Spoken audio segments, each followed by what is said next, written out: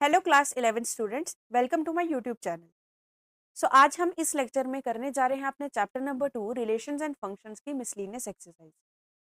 तो इस एक वीडियो में हम पूरी एक्सरसाइज को सॉल्व करेंगे, देखेंगे इसमें किस किस तरह के क्वेश्चंस हैं और मैं आपको पूरा पूरा क्वेश्चन एक्सप्लेन करती चलूंगी। वीडियो को लास्ट तक देखना। अगर आपको किसी भी क्वेश्चन में डाउट होगा तो कमेंट सेक्शन में ज़रूर कमेंट करना, और अगर आपको इसकी पीडीएफ चाहिए होगी तो मेरे टेलीग्राम चैनल पर जाना, वहाँ पर आपको इसकी पीडीएफ मिल जाएगी। तो टेलीग्राम चैनल का लिंक आपको डिस्क्रिप्शन बॉक्स में मिल जाएगा। और ये जो पूरा चैप्टर है, मैंने काफ़ी अच्छे से इस पूरे चैप्टर को समझाया है, पार्ट्स में डिवाइड कर करके बताया है। तो अगर आपको किसी भी टॉपिक में, चाहे रिलेशंस में या फंक्शंस में या उनके ग्राफ में कहीं भी कोई प्रॉब्लम है, तो आप वीडियो को देख सकते हैं। पूरी प्लेलिस्ट जो है आपको डिस्क्रिप्शन बॉक्स पे मिल जाएगी और ऊपर आई बटन पे भी मिल जाएगी। तो वहाँ से जाकर आप वीडियोस को देख सकते हैं, अपने टॉपिक्स को अच्छे से कवर कर सकते हैं। चलो स्टार्ट करते हैं हम अपनी miscellaneous exercise with the very first question है the relation f is defined by fx is equal to X square and 3x। Conditions given है। एक्स स्क्वायर कब होगा? जब x की वैल्यू 0 से बड़ी या 0 के इक्वल होगी एंड 3 से छोटी या 3 के इक्वल होगी। ऑल्सो 3x कंडीशन कब दी गई है? जब x की वैल्यू 3 से बड़ी या 3 के इक्वल होगी और 10 से छोटी या 10 के इक्वल होगी। Also the relation g is defined by gx is equal to X square. इसकी कंडीशन दी गई है, x जो है हमारा 0 से बड़ा या 0 के इक्वल होगा एंड 2 से छोटा या 2 से इक्वल होगा। एंड 3x की इक्वेशन दी गई है, जब x जो होगा आपका 2 से बड़ा या 2 के इक्वल होगा, 10 से छोटा या 10 के इक्वल होगा। Show that f is a function and g is not a function. हमें यहाँ पे दो रिलेशंस गिवन है, हमने बताना है कि इसमें f जो है वो तो फंक्शन है लेकिन g आपका फंक्शन नहीं है, ये हमें शो करना है। अब ये कैसे किया जाता है? सबसे पहले तो आपको याद होना चाहिए कि फंक्शन क्या होता है। फंक्शन वो हर तरह के रिलेशन होते हैं जिनके एक डोमेन पे एक ही इमेज बनती होगी। ठीक है, मतलब कि एक प्री इमेज की एक ही इमेज होती होगी। ऐसा नहीं है कि एक डोमेन की आपकी मोर देन वन इमेजेस बन रही है। जिनकी वन बनती है सिर्फ, वही हमारे फंक्शन होते हैं। तो अब इसको हम कैसे देखेंगे? अगर आप एफ एक्स की बात करो तो हमारे पास एफ एक्स में एक कंडीशन है जो कि दोनों में अप्लाई करी, एक्स स्क्वायर में भी कर रही, 3x में भी कर रही। कौन सी कंडीशन है? कि एक्स की वैल्यू, एक्स स्क्वायर जब हम ले रहे हैं, कब ले रहे हैं? जब एक्स की वैल्यू हम 3 लेंगे, और यहाँ पे भी एक्स की वैल्यू 3 ले सकते हैं। तो हमारे पास यहाँ पे हमें एफ एक्स दिया है 3x। ठीक है, हमने क्या करना है? हमने एक बार इस इक्वेशन में वैल्यू 3 पुट करके देखनी है, एक बार इसमें वैल्यू 3 पुट करके देखनी है। चेक करना है कि दोनों केस में क्या हमारे आंसर जो वो सेम आ रहे हैं, नहीं आ रहे। जैसे कि हमारे पास एफ एक्स है, ठीक है, इस तरह से लिखा गया था एक्स स्क्वायर, कब? जब 0 से बड़ा 0 के इक्वल या फिर 3 से छोटा या 3 के इक्वल होगा। ऑल्सो 3x कब है? जब 3 से बड़ा या 3 के इक्वल होगा x, या फिर 10 से छोटा या 10 के इक्वल होगा। तो दोनों कंडीशंस में ये वाली जो कंडीशन है ये दोनों में सेम है। मतलब x की वैल्यू यहाँ पे भी हम 3 पुट कर सकते हैं क्योंकि इक्वल टू है, यहाँ पे भी 3 पुट कर सकते हैं। तो अगर मैं यहाँ पे पुट करूँ, put x is equal to 3 in x square, तो हमारे पास क्या आ जाएगा? हमारे पास एक्स स्क्वायर है, मतलब 3 का स्क्वायर, तो हमारे पास एफ एक्स जो हो जाएगा that is equal to X square है। सो एफ 3 हमारा पास हो जाएगा 9, एक्स का स्क्वायर हो जाएगा। ठीक है, also put X is equal to 3 in 3x। 3x में पुट करके देखते हैं तो हमारे पास जो एफ एक्स है जो कि है 3x, क्या बन जाएगा? एफ वैल्यू पुट की एक्स की 3, तो हमारे पास यहाँ पे क्या आ जाएगा? 3 इंटू 3 दैट इज 9। तो इस वाली फॉर्म में, फर्स्ट वाली में, हमें यहाँ से क्या पता चल रहा है कि हमारे पास जो कार्टेशियन प्रोडक्ट बन रहा है वो क्या बन रहा है? हम सबसे पहले क्या लेते हैं? जो हमने वैल्यू पुट की है और कॉमा डाल के जो वैल्यू आई है। तो हमने पुट क्या किया था? हमने पुट किया था 3 और आया क्या है? 9। ये हमारे पास बन रहा है कार्टेशियन प्रोडक्ट। इस केस में भी पुट की थी हमने वैल्यू 3 और आया क्या था? 9। हमारे पास इस डोमेन में इस 3 के लिए एक ही इमेज बन रही है एफ एक्स की। इसमें भी 3 के लिए 9 ही बन रही, इसमें भी 3 के लिए 9 ही बन रही है। अगर इसमें 3 के लिए 9 बनती और इसमें कुछ और बनती, तो हम कहते हैं कि इस एक डोमेन में हमें तो एक से ज़्यादा इमेजेस मिल रही है, इसका मतलब वो फंक्शन नहीं है। लेकिन क्योंकि यहाँ पे एक ही इमेज पे, एक ही डोमेन पे आपको एक इमेज मिल रही है, इसका मतलब ये जो हमारे पास एफ एक्स है वो हमारे पास एक फंक्शन है। इसी तरह से हम जी एक्स को भी एक बार चेक करेंगे। जी एक्स में देखो आपके पास कंडीशन कॉमन क्या है? जी एक्स में यहाँ पर आपको x is equal to 2 put करने का मौका मिला है और यहाँ पे भी x को हम 2 पुट करेंगे। तो देखेंगे एक्स स्क्वायर में पुट करेंगे और एक बार 3x में करेंगे। अगर आंसर सेम आता है तो फंक्शन है, नहीं आता तो नहीं है। So for g put x is equal to 2 in x square, तो हमारे पास gx हो जाएगा x square, that is g of 2 is equal to 2 का स्क्वायर दैट इज 4। यहाँ से हमें जो हमारे पास कार्टेशियन प्रोडक्ट बन रहा है वो क्या बन रहा है, वैल्यू पुट की हमने 2 और आंसर आ रहा है 4। ठीक है, also put x is equal to 2 in 3x, 3x में पुट करते हैं तो हमारे पास जो gx है वो हो जाएगा x square, sorry 3x given है, सो हमारे पास g ऑफ 2 हो जाएगा 3 इंटू 2 दैट इज 6। तो यहाँ पे आपके पास जो कार्टेशियन प्रोडक्ट आ रहा है वो आ रहा है 2,6। तो 2 की इमेज 4 भी बन रही है, 2 की इमेज 6 भी बन रही है। एक टाइम पर एक से ज्यादा इमेज नहीं होती फंक्शन के लिए, लेकिन यहाँ पे बन रही है तो हम बोलेंगे क्योंकि एक से ज्यादा फंक्शन, एक से ज्यादा इमेज बन रही है तो इसलिए जी हमारे पास फंक्शन नहीं है। As there are more than one image for domain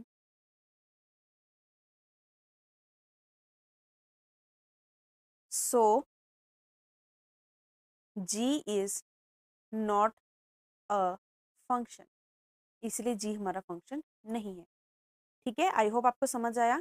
question में क्या करना था, सिंपल आपने चेक करना था कि आपकी कौन सी कॉमन कंडीशन है, उस पर देखना है कि दोनों जब हम वैल्यू पुट करके देख रहे हैं क्या हमारे पास एक ही डोमेन पे एक ही इमेज बन रही है या मोर देन वन बन रही है। एक ही बन रही है तो फंक्शन है, मोर देन वन बन रही है तो फंक्शन नहीं है। Now second question is if fx is equal to x square, find f 1.1 minus f1 whole divided by f whole divided by 1.1 minus 1। हमें इसकी वैल्यू पुट करनी, हमें फंक्शन गिवन है एक्स स्क्वायर, तो एफ एक्स हमारे पास है X square. हमने क्या करना है, इस एक्स की जगह पे 1.1 भी पुट करना है, 1 भी पुट करके देखना है। So F 1.1 minus F one whole divided by 1.1 minus 1, इसको हमने सॉल्व करना है। तो अगर हम 1.1 पुट करते हैं एक्स स्क्वायर में माइनस 1 पुट करते हैं एक्स स्क्वायर में, डिवाइडेड बाय 1.1 माइनस 1 करेंगे तो 0.1 आ जाएगा। अब 1.1 का स्क्वायर क्या होता है, 1.21 माइनस 1 डिवाइडेड बाय 0.1, तो माइनस करोगे आप तो आपके पास आ जाएगा 0.21 डिवाइडेड बाय 0.1। इसमें से अगर आप जीरो जो पॉइंट जो है उनको हटाना चाहो तो आपके पास आ जाएगा 21/100 मल्टीप्लाई बाय 1 बाय यहाँ पे 10 हो जाएगा, ये कैंसिल हो जाएगा। आपके पास आंसर आ रहा है 2.1। ये आपके पास इस पूरे फंक्शन की, ये जो पूरा आपको एक्सप्रेशन दिया गया था इसकी वैल्यू है 2.1। सिंपल क्वेश्चन था, बस अपने वैल्यू पुट करनी थी और आंसर सॉल्व करना। Now question number 3, find the domain of the function fx is equal to x square plus 2x plus 1 divided by x square minus 8x plus 12। हमें यहाँ पे एक फंक्शन गिवन है, हमने इसका डोमेन निकालना है। अब सबसे पहली बात जो आपको समझनी है, आपको जो फंक्शन गिवन है, वापस लिख देती हूँ, फंक्शन आपका है X square plus 2x plus 1 divided bye x square minus 8x plus 12। ये आपके पास फंक्शन है, ये फंक्शन आपका p बाय क्यू की फॉर्म में एक्सप्रेस किया जा रहा है। इसका मतलब ये रैशनल फंक्शन हो गया, और रैशनल नंबर क्या होते हैं, रियल नंबर होते हैं। इसका मतलब जो आपके यहाँ पे आंसर्स होने चाहिए वो रियल नंबर्स ही होने चाहिए, रियल वैल्यू ही आनी चाहिए एफ की। तो ये आपको एक बात क्लियर हो गई। अब यहाँ पे जो हमारे पास p और q है, मतलब न्यूमिनेटर और डिनोमिनेटर है, वो एक्चुअली क्या है, वो आपके पास एक टाइप की पॉलिनोमियल है। डोमेन क्या होता है कि हम x की क्या वैल्यू पुट करें जिसमें कि आपके आंसर्स जो है वो रियल नंबर्स आ जाएं। ठीक है, अब x की वैल्यू हम कुछ भी पुट कर सकते हैं, ठीक है, लेकिन आपको बस ध्यान रखना है कि आपका ये जो p बाई क्यू है, इसमें जो डिनोमिनेटर है वो 0 के इक्वल नहीं होना चाहिए। मतलब कि x square minus 8x plus 12 जो है वो 0 के इक्वल नहीं आना चाहिए। आपको बस इस चीज का ध्यान रखना है, ठीक है। मतलब कि आप x की हर एक वैल्यू पुट कर सकते हो एक्सेप्ट वो वैल्यू जिसमें कि आपकी ये इक्वेशन जो वो 0 के इक्वल आ जाए। सिंपल।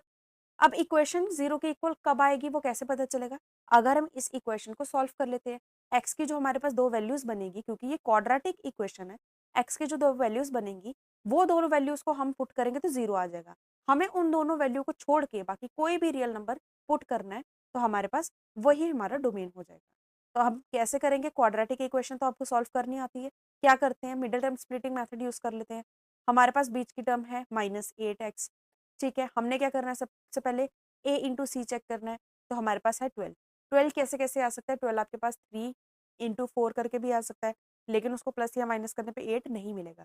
12 आपको 2 इंटू 6 करके भी मिल सकता है और उसको प्लस करने पे आपको 8 भी मिल जाएगा, ठीक है? इसका मतलब हमारे नंबर जो हो जाएँगे वो 2 और 6 हो जाएँगे।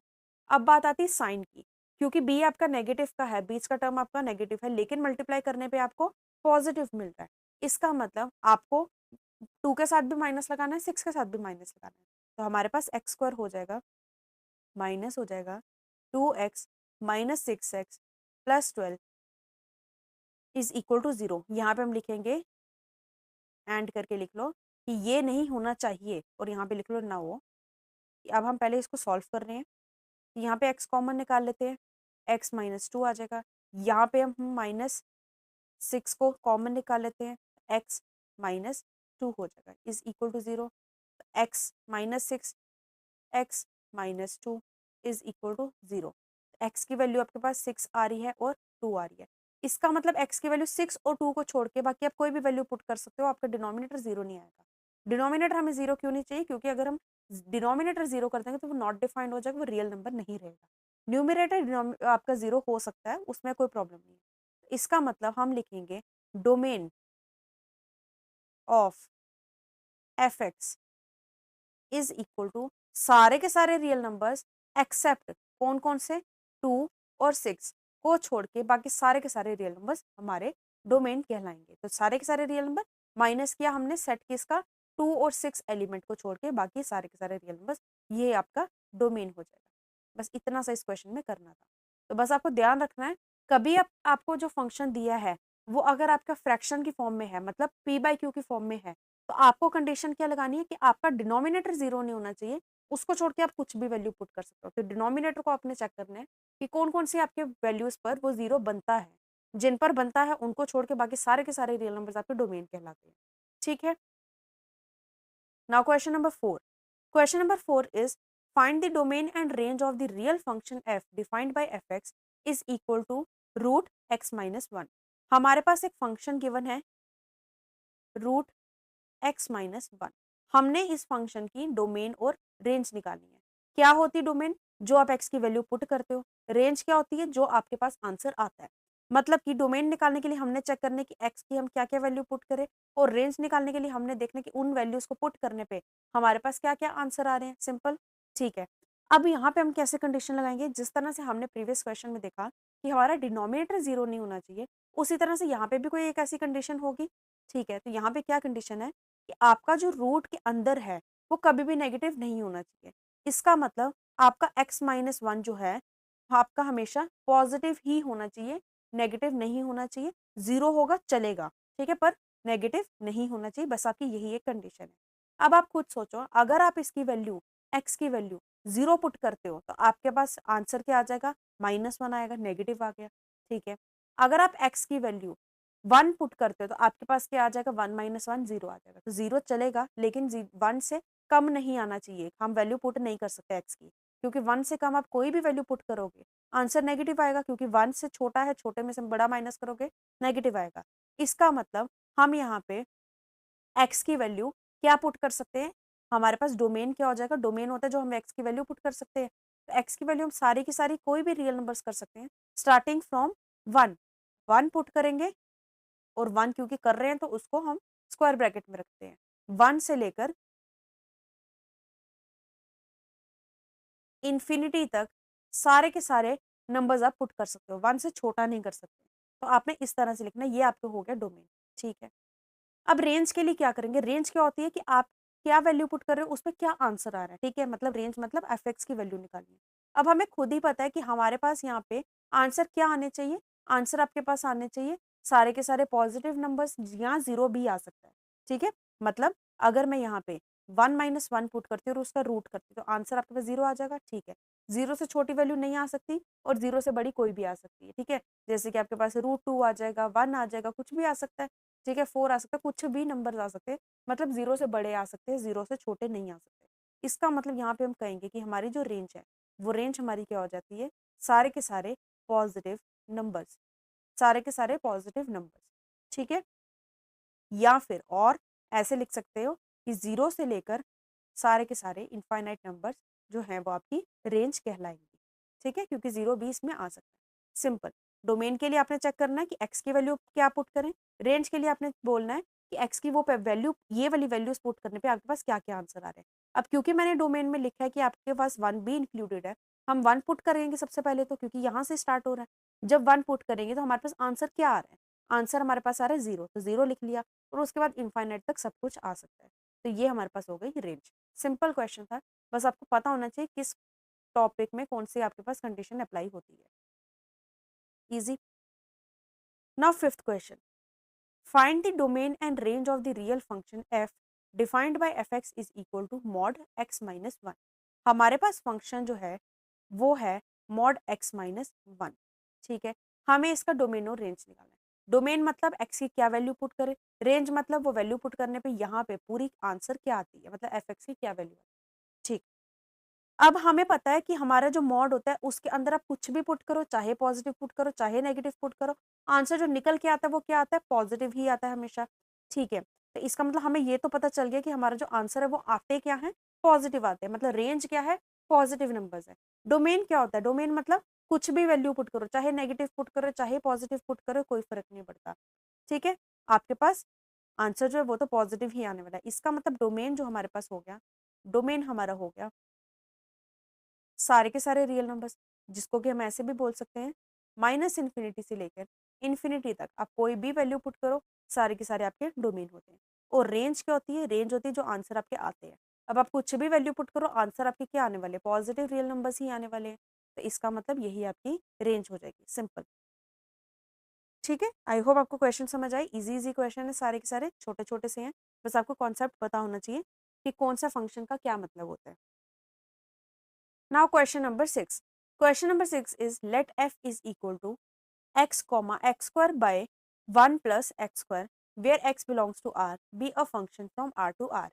Determine the range of f.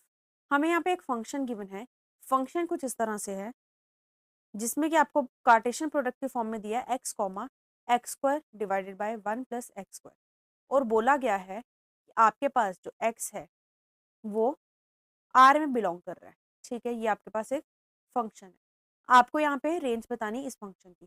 सबसे पहले तो आपको यहाँ पे लग रहा होगा कि फंक्शन तो डिफाइंड ही नहीं, हमें पता ही नहीं कि वैल्यू किस में पुट करनी है। तो मैं आपको बता दूं, ये हमारे पास कार्टेशियन प्रोडक्ट है जिसमें कि कॉमा से पहली वाली टर्म होती है जो हम पुट करते हैं, और कॉमा के बाद जो वैल्यू होती है वो होती है जो आंसर आता है। तो अब आंसर किस में आता है, हमेशा फंक्शन में आता है।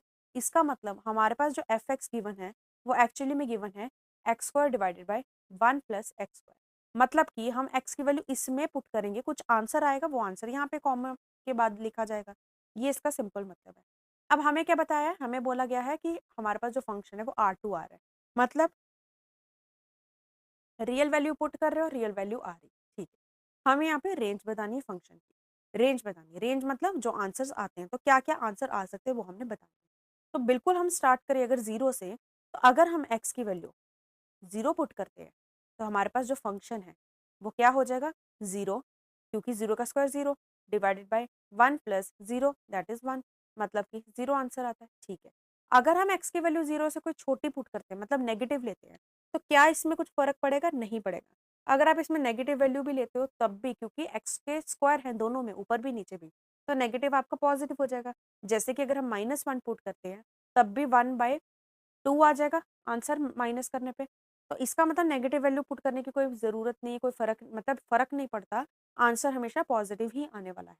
अगर हम x की वैल्यू 1 पुट करते हैं, तो आपके पास फंक्शन हो जाएगा 1 divided bye 1 plus 1 that is 2 that is 0.5, ठीक है।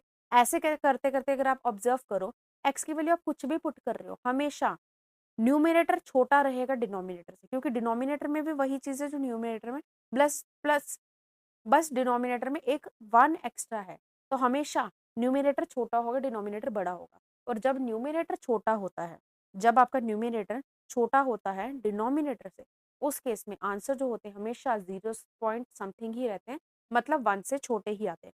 कभी भी 1 के इक्वल नहीं आ सकते। उस केस में जो आंसर्स है वो 1 के इक्वल कभी भी नहीं आ सकते हैं। आप ट्राई करके देख लो, हमेशा ऐसा ही होगा। तो अगर 1 के इक्वल नहीं आ सकते, इसका मतलब जो रेंज है वो क्या होगी, कहाँ से कहाँ लाई करेगी, 0 तो आंसर आ रहा है, तो 0 से लेकर 1 के बीच-बीच में तक हमारे पास सिर्फ आंसर्स आ सकते हैं। तो हम कहेंगे कि रेंज जो है हमारी 0, क्योंकि इंक्लूडेड है तो स्क्वायर ब्रैकेट, और क्योंकि 1 इंक्लूडेड नहीं है, 1 कभी नहीं आ सकता, तो यही हमारी रेंज होगी। 0 से लेकर 1 से कम तक सारे आंसर्स आ सकते हैं। 0.99 तक भी आ सकता है, कुछ भी आ सकता है, लेकिन 1 नहीं आ सकता। ये हो गई हमारी रेंज। बस सिंपल इतना सा क्वेश्चन था। Now question number 7, let f, g from R to R be defined respectively by fx is equal to x plus 1, gx is equal to 2x minus 3. Find f plus g, f minus g and f by g. हमें यहाँ पे एक function, हमें यहाँ पे दो functions given है। fx हमें गिवन है x प्लस 1, gx हमें गिवन है 2x माइनस 3। हमें ये वैल्यूज फाइंड करनी है। सबसे पहले हमें फाइंड करना है f प्लस जी। f प्लस जी में हम क्या करेंगे, हम यहाँ पे जो हमारा फंक्शन है उसको ऐड कर लेंगे। f plus g x is equal to f x plus g x होता है। ठीक है, क्योंकि उन्होंने f ऐसे लिखा हुआ है तो हमें तो x के टर्म्स में ही लेना है, क्योंकि x के टर्म्स में ही हमारे पास फंक्शन गिवन है। तो क्या करते हैं इसमें, x प्लस 1 एफ एक्स की वैल्यू पुट की, प्लस करेंगे 2x minus 3, simple bracket open करके इसको सॉल्व कर देंगे। तो हमारे पास ये आ जाएगा 2x plus 1, 2x plus x that is 3x, 3 minus 1 that is minus 2। तो ये हमारे पास हो गया f प्लस जी, सिंपल। अब हमारे पास f माइनस जी है। f माइनस जी के लिए क्या करेंगे, f माइनस जी के लिए एफ एक्स माइनस जी एक्स करेंगे। एफ एक्स हमारे पास क्या है, x प्लस 1 माइनस करेंगे 2x माइनस 3 को, ब्रैकेट ओपन करेंगे, x plus 1 minus 2x plus 3, तो हमारे पास क्या आ जाएगा माइनस x प्लस 4। ये हो गया हमारे पास f माइनस जी, सिंपल। अब हमारे पास थर्ड क्या है, f बाई जी निकालना है। So f by g x is equal to f x by g x होगा। एफ एक्स की वैल्यू है x plus 1 divided by g x की वैल्यू है 2x माइनस 3। ये हमारे पास हो गया क्वेश्चन, सिंपल। और इसमें लेकिन एक काम करना, ये ज़रूर मेंशन कर देना कि आपका डिनोमिनेटर 0 के इक्वल नहीं होना चाहिए। तो हमने लिख देना है जहाँ पर हमारे पास 2x माइनस 3 0 के इक्वल नहीं होना चाहिए। ये हमारे पास हो गया फंक्शन, क्योंकि हमने बताना है ना कि ये हमारे पास जो आंसर आया ये कब कब डिवाइड कब कब हमारे पास इसका आंसर आ सकता है, कब कब ये हमारे पास वैल्यू बनाएगा। तो सिर्फ तब नहीं बनाएगा जब आपके पास डिनोमिनेटर 0 हो जाएगा। तो इस तरह से आपने इसको मेंशन कर देना। तो ये हमारे पास हो गया f बाय g की value, easy. Now question number 8, let f is equal to 1 comma 1, 2 comma 3, 0 comma minus 1, minus 1 comma minus 3 be a function from z to z defined by fx is equal to ax plus b for some integers a comma b, determine a b। हमें यहाँ पे a और b की value put करनी है। हमें एक function given है, fx हमारा है ax प्लस बी के इक्वल, और यहाँ पे हमें फंक्शंस कुछ दिए गए हैं, हमें कुछ मैपिंग्स दी गई हैं, मतलब हमें कार्टेशियन प्रोडक्ट गिवन है। तो अभी हम इसमें ए और बी की वैल्यू कैसे निकालेंगे, क्या यूज है इनका, ये जो हमें कार्टेशियन प्रोडक्ट दिए गए हैं। हमें यहाँ पे जो दिए गए हैं, मैंने पहले क्वेश्चन में भी बताया कि जो पहले गिवन होता है मतलब एक्स की वो वैल्यू पुट कर रहे हो, जो आपके पास कॉमा के बाद लिखा होता है इसका मतलब वो वैल्यू आ रही है।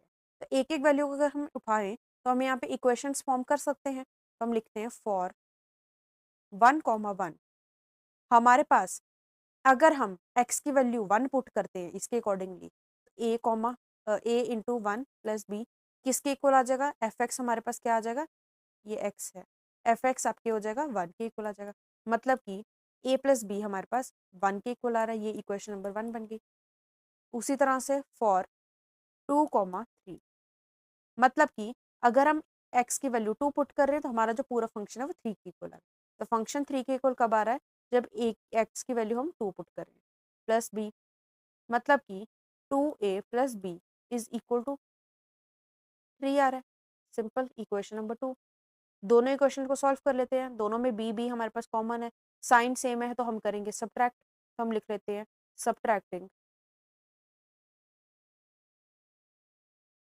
First from second.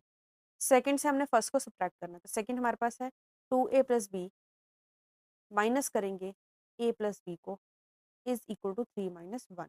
तो हमारे पास ये आ जाएगा, ब्रैकेट ओपन करने पे 2a plus b minus a minus b is equal to 2, b और b कैंसिल हो गया। तो हमारे पास यहाँ पे a की वैल्यू क्या आ रही है 2। अगर a की वैल्यू 2 आ रही है, यहाँ पे अगर आप पुट कर देते हो तो आपके पास b क्या आ जाएगा, b आपके पास आ जाएगा 1 माइनस 2 दैट इज माइनस 1। तो b आपके पास आ जाएगा माइनस 1। बस यही हमें इसमें फाइंड करना था, सिंपल। तो हमने निकाल दी a और b की वैल्यू। बस क्वेश्चन सारे इजी हैं, बस आपको पता होना चाहिए इसमें क्वेश्चन जो दिया है इसमें एक्चुअली आपको क्या चीज़ गिवन है और आपको इसको कैसे यूज़ करना है, बस। Now question number 9, let R be a relation from n to n defined by R is equal to a comma b where a comma b belongs to n and a is equal to b square. Are the following true? हमें यहाँ पे कुछ statements given है, हमने बताना कि क्या ये स्टेटमेंट्स ट्रू है या नहीं है। हमें रिलेशन गिवन है a कॉमा b, हमें बोला a और b जो दोनों नंबर्स हैं वो नेचुरल नंबर्स हैं और हमें a जो है वो b स्क्वायर के इक्वल दिया है। तो सबसे पहले तो हम ये जो हमारे पास जो वैल्यू गिवन है इसमें कुछ कार्टेशियन प्रोडक्ट बना लेते हैं a और b के। क्योंकि बात की जा रही है नेचुरल नंबर की तो हम इसमें जीरो तो पुट नहीं कर सकते, स्टार्ट करेंगे हम 1 से। मतलब अगर मैं यहाँ पे b की वैल्यू 1 पुट करती हूँ तो a मेरा क्या आ जाएगा, a मेरा आ जाएगा b का स्क्वायर मतलब 1 का स्क्वायर 1, तो 1 कॉमा 1 आ जाएगा, ठीक है। अगर मैं b की वैल्यू 2 पुट करती हूँ तो मेरे पास a क्या आएगा, b का स्क्वायर मतलब 2 का स्क्वायर दैट इज 4 आ जाएगा। अगर मैं b की वैल्यू 3 पुट करती हूँ तो a मेरे पास क्या आएगा 9। उसी तरह से अगर मैं b की वैल्यू 4 पुट करती हूँ a क्या आ जाएगा 16 आ जाएगा एंड सो ऑन, इसी तरह से चलता जाएगा। तो हमने ये कुछ थोड़ी सी वैल्यूज ले ली, और भी आ सकती हैं बट हमने इतनी रखी सिर्फ। अब हमें क्या बोला गया है, सबसे पहले a comma a belongs to r for all a belongs to n। हमें बोला कि ऐसा है क्या कहीं किसी में भी कि a कॉमा a मतलब जो वैल्यू आपने ए में पुट की है वही आपकी बी की इक्वल भी आ रही है, लेकिन सारे के सारे नेचुरल नंबर्स के लिए। तो हमारे पास ऐसा है, लेकिन सिर्फ एक ही ऐसे कार्टेशियन प्रोडक्ट है जिसमें आपने जो वैल्यू पुट की है वही आपका आंसर आ रहा है। सभी ये नेचुरल नंबर्स के लिए नहीं है, सिर्फ ए इज इक्वल टू 1 के लिए था, मतलब सिर्फ बी इज इक्वल टू 1 के लिए था, मतलब ए आपने 1 लिया था, 1 आ रहा था आपका। बी आपने जब 2 लिया था तो आपका ए जो है वो 2 नहीं आ रहा था। तो नेचुरल सारे नेचुरल नंबर्स के लिए ये चीज़ इंप्लाई नहीं करती, सिर्फ किसके लिए करती है, 1 के लिए करती है। तो हम लिखेंगे फर्स्ट के लिए A comma A belongs to R for A is equal to 1 only, hence false. इसलिए फॉल्स है क्योंकि हमें बोला था जस्टिफाई भी करना है, तो हमने इसमें रीजन भी दे दिए। सेकंड में लिख क्या बोला गया है, सेकंड में बोला है A comma B belongs to R implies B comma A belongs to R. क्या ऐसा है कि अगर किसी प्रोडक्ट में, किसी कार्टेशियन प्रोडक्ट में ए कॉमा बी है तो उसका बी कॉमा ए भी इसमें एग्जिस्ट कर रहा है, ऐसा है क्या? नहीं हो सकता, क्योंकि ए कॉमा बी कैसे बना है, बी की आपने कुछ वैल्यू पुट की है उसका स्क्वायर कर रहे हो तो आपके पास ए आ रहा है। जैसे 2 पुट किया, 2 का स्क्वायर किया तो 4 आ रहा है। तो ऐसा हो सकता है कि हम यहाँ पे 4 पुट करें तो उसका जो स्क्वायर है वो 2 आ जाए? नहीं हो सकता। तो मतलब उल्टा तो नहीं हो सकता, क्योंकि यहाँ पे तो वही आएगा ना जो आप वैल्यू पुट कर रहे हो, और यहाँ पे वो आएगा जो आंसर आ रहा है। तो बी की वैल्यू हमने पुट की है और आंसर क्या आ रहा है, ए आ रहा है, जो कि स्क्वायर है। उल्टा नहीं हो सकता, कहीं भी ऐसा नहीं है कि 2,4 भी आपके पास एक कार्टेशियन प्रोडक्ट है, हमेशा 4,2 है, हमेशा 9,3 है, हमेशा 16,4 है, उल्टा नहीं हो सकता। तो हम यहाँ पे लिखेंगे A comma B belongs to R but B comma A does not belongs to R, false, इसलिए ये भी फॉल्स है। अब थर्ड में क्या है, थर्ड में बोला गया है A comma B belongs to R B comma C belongs to R implies A comma C belongs to R. बोला कि अगर ए कॉमा बी जो है वो आर में बिलोंग कर रहा है, यही वाला बी कॉमा सी आर में बिलोंग कर रहा है, तो ऐसा हो सकता है कि ए कॉमा सी भी आर में बिलोंग कर रहा है। अब समझो क्या बोला जा रहा है, हमें यहाँ पे बोला है कि एक ऐसा कोई सेट लो, जैसे कि हम ले लेते हैं यहाँ पे, इसकी बात कर लेते हैं 4, 2 की और 16, 4 की। हमें बोला A, B जो है वो भी आर में बिलोंग कर रहा है, B, C भी आर में बिलोंग कर रहा है। तो अगर मैं इसको बोलूँ A, B, बी मेरा क्या है 4, 4 से शुरू होने वाला और कौन सा सेट है, ये है 4, 2 मतलब कि B, C। अगर मैं बोल रही हूँ 16, 4 is equal to A, B, ठीक है, and 4, 2 is equal to B, C। तो हमारे पास A, C मतलब 16, 2 इसमें कहीं भी लाई नहीं करता, क्योंकि 16, 2 क्यों नहीं लाई करता, क्योंकि 2 का स्क्वायर तो 4 होता है और 16 तो 4 का स्क्वायर है। ऐसा तो नहीं है कि 2 का स्क्वायर आपका 16 बन जाए। तो हम लिखेंगे बट 16, 2 जो है not does not belongs to r. 16, 2 जो है वो आर में बिलोंग नहीं कर रहा, इसलिए ये भी हमारे पास फॉल्स हो जाएगा। ठीक है, सिंपल क्वेश्चन थे, बस आपको देखना है कि क्या बोला जा रहा है, अप्लाई कैसे करना है। आई होप समझ आया क्वेश्चन आपको। Now question number 10। So question number 10 is let A is equal to 1, 2, 3, 4, B is equal to 1, 5, 9, 11, 15, 16 and F is equal to 1, 5, 2, 9, 3, 1, 4, 5, 2, 11।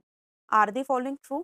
हमें यहाँ पे A, B गिवन है और हमें F दिया हुआ है। एक फंक्शन मतलब एक रिलेशन बनाया गया है जिसमें कि कार्टेशियन प्रोडक्ट्स हैं।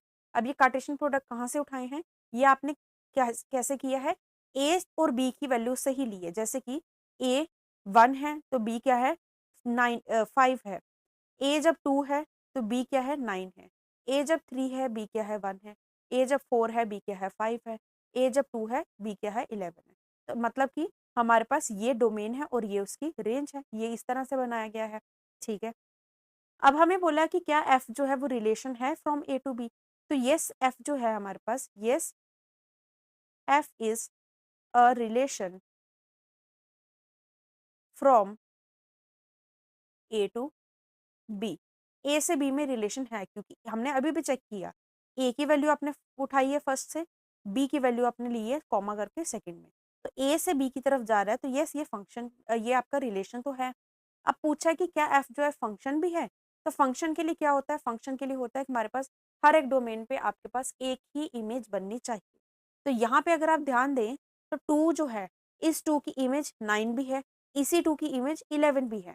तो हमारे पास एक ही डोमेन की दो दो इमेज बन रही है, 9 भी बन रही है 11 भी बन रही है, तो ये तो हमारे पास कोई फंक्शन नहीं हुआ। तो हम बोलेंगे as 2 has more than 1 images, that is 9 and 10 11, hence f is not a function, इसलिए f जो है वो फंक्शन नहीं है। ठीक है, बस यही हमने इसमें जस्टिफाई करना था। इजी क्वेश्चन था, सिंपल क्वेश्चन था। Now question number 11, let f be the subset of z cross z defined by f is equal to ab comma a plus b where a and b belongs to z। is f a function from z to z? justify your answer। हमें बोला कि f जो है एक subset है z cross z का, और f की हमें यहाँ पे डेफिनेशन दी गई है a b comma a plus b. a और b जो है वो z में बिलोंग करे, मतलब इंटीजर्स हैं सारे। हमने बताना है कि क्या f जो हमारा फंक्शन है या नहीं। तो अब यहाँ पे आपने क्या करना है, क्योंकि यहाँ पे a और b जो है वो z में बोला गया है, इंटीजर्स बोले गए हैं, और आपको बोला कि f क्या है, सबसेट है z क्रॉस z का।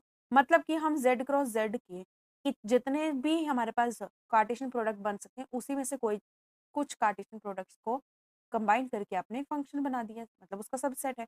ठीक है, अब क्या करेंगे, हम यहाँ पे कुछ वैल्यू देखेंगे। अब फंक्शन आपको डिफाइन करने के लिए क्या करना पड़ता है, अभी भी हमने देखा क्वेश्चन में, फंक्शन डिफाइन करने के लिए आपके पास अगर कोई ऐसे वैल्यू है, इस डोमेन पर एक ही इमेज होनी चाहिए। ऐसा नहीं हो सकता कि इस डोमेन पर आपके पास एक से ज़्यादा इमेज होनी चाहिए। हम क्या करेंगे, हम लेंगे ए और बी कुछ भी नंबर, देखेंगे कि ऐसे कुछ 2 नंबर लेने हैं जिनको मल्टीप्लाई करने पे आपके पास कोई वैल्यू आ जाए, और उन अब हम क्या करेंगे, हम ए और बी कुछ दो नंबर्स लेट करेंगे, जैसे कि let a is equal to 2 and b is equal to 3। A को 2 की लेट किया, बी को 3 लेट किया, देन एफ हमारे पास क्या हो जाएगा, ए इंटू बी मतलब 2 into 3 that is 6, also a plus b मतलब 5। ये हमारे पास एक वैल्यू आ गई, ठीक है। ऑल्सो अब हमने क्या करना है, हमने चेक करना है ये 6 पे क्या और कोई इमेज बन रही है, कैसे चेक करेंगे, 6 और कैसे आ सकता है, 6 आपके किन दो नंबर्स को प्रोडक्ट करके आ सकता है। ऑल्सो अगर हम ए की वैल्यू 6 पुट कर लेते हैं एंड बी की वैल्यू 1 पुट कर लेते हैं, तो हमारे पास फंक्शन क्या आ जाएगा, 6 इंटू 1 6 ही हो जाएगा, लेकिन 6 प्लस 1 क्या हो जाएगा, 7 हो जाएगा। तो एक ही इमेज पे हमारे पास, तो एक ही डोमेन पे हमारे पास दो दो इमेज बन रही है ना, एक बार 5 भी बन रही है, एक बार 7 भी बन रही है, जो कि नहीं होना चाहिए। इसलिए हम बोलेंगे कि एफ जो हमारा फंक्शन नहीं है, तो हम लिखेंगे since there are more than one images for domain, hence f is not a function। इसलिए f जो आपका फंक्शन नहीं है, ये आपने बोलना है। अब मैंने एग्जांपल यहाँ पे 2 और 3 की मतलब 6 बना कर ली, आप कोई भी ऐसे एग्जांपल ले सकते हो, आप 4 भी ले सकते हो, 2 इंटू 2 करके भी ले सकते हो, 4 इंटू 1 करके भी ले सकते हो, 2 इंटू 2 करके और 2 प्लस 2 करके 4 आ जाएगा, 4,4 आएगा, लेकिन जब 4 इंटू 1 करोगे तो प्लस करने पे तो 5 आ जाएगा, तो 4,5 आ जाएगा। तो ऐसे करके आप कुछ भी लेट कर सकते हो, इसमें कोई फिक्स्ड आंसर नहीं है। बस हाँ, आपको बस ये चीज़ का ध्यान रखना है कि करना क्या है इसमें, इसमें आपको देखना है कि एक ही डोमेन की 2 इमेजेस तो नहीं बन रही, ठीक है। नाउ हम देखेंगे question number 12। Question number 12 is let a is equal to 9 10 11 12 13 and let f is from a to n be defined by fn is equal to the highest prime factor of n, find the range of f।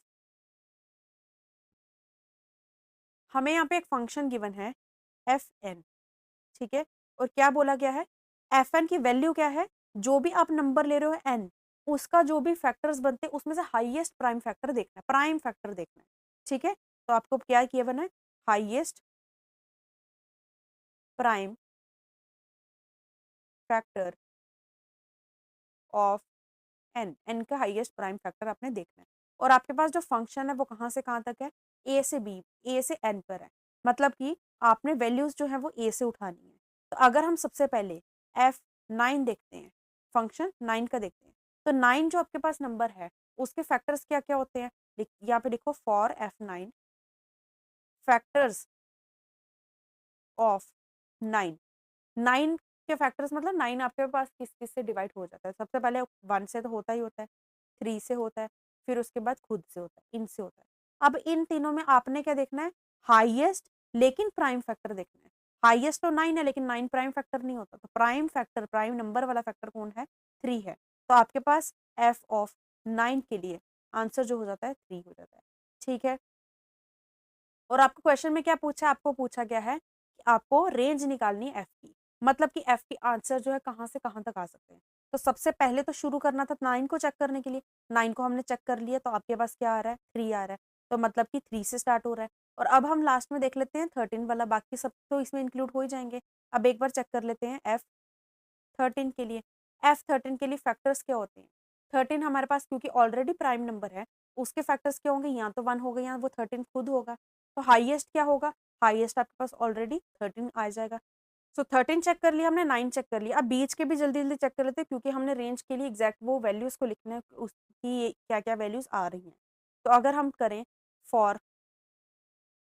f is equal to 10, F10 के लिए हमारे पास क्या मैंने बताई थी, highest value 5 थी, ठीक है। For f is equal to 11, F11 के लिए हमारे पास क्या वैल्यू आ रही थी, 11 ही आ रही थी। और उसी तरह से F12 के लिए हमारे पास क्या वैल्यू आ रही थी, 3 वैल्यू आ रही थी। तो इसका मतलब हमारे पास जो रेंज आ रही है वो रेंज क्या हो जाएगी, सो रेंज हमारे पास आ जाएगी 3 5 11 एंड 13। ये रेंज है, मतलब यही सब आंसर्स आ रहे हैं, ये हमारे पास वैल्यू हो गई, सिंपल। सो मिसलेनियस के क्वेश्चंस काफ़ी ईज़ी थे, बस आपको थोड़ा-सा कॉन्सेप्ट क्लियर होना चाहिए कि फंक्शन जब बोला जा रहा है तो आपको एक्चुअली क्या प्रूफ करना है, क्या चीज़ दिखानी है। आई होप आपको क्वेश्चन सारे अच्छे से समझ आए होंगे जिस तरह से मैंने क्वेश्चंस करवाए हैं। ईज़ीएस्ट वे में मैंने कोशिश की आपको क्वेश्चन को समझाने के लिए। तो अगर आपको वीडियो अच्छी लगी, एक्सप्लेनेशन अच्छी लगी है, तो वीडियो को लाइक करना, अपने फ्रेंड्स के साथ शेयर करना और अगर चैनल पे न्यू है तो चैनल को सब्सक्राइब करना। कोई भी डाउट होगा तो कमेंट सेक्शन में ज़रूर पूछना। सो मिलते हैं फिर नेक्स्ट लेक्चर में, हम अपना नेक्स्ट चैप्टर स्टार्ट करेंगे that is trigonometry. So till then take care, bye bye. Thank you so much.